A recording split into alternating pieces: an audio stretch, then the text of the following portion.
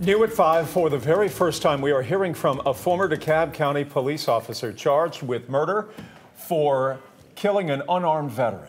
Robert Olson teared up at times while he was on the stand today as the defense team tries to convince a judge he shot Anthony Hill in self-defense. 11 Alive's Caitlin Ross is at the courthouse tonight. Caitlin, why are the prosecutors pushing back so hard?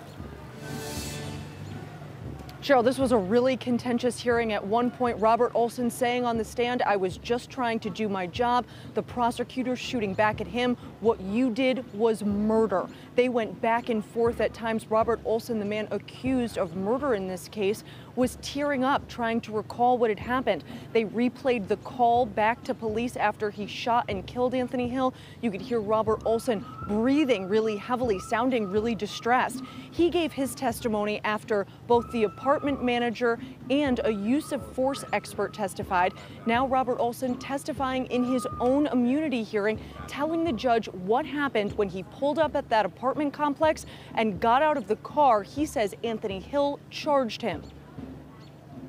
Saying the words that you said to him at the tone of voice and the volume that you said them. You don't have to use the microphone, but yeah. Stop!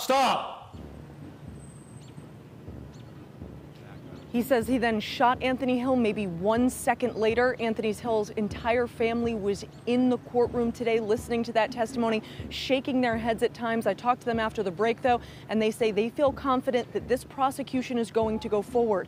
At this point, after it wraps up, it's going to be up to the judge. He makes the call. It's called an immunity hearing because if the judge rules that he acted in self-defense, those charges will be dismissed. Caitlin, thank you.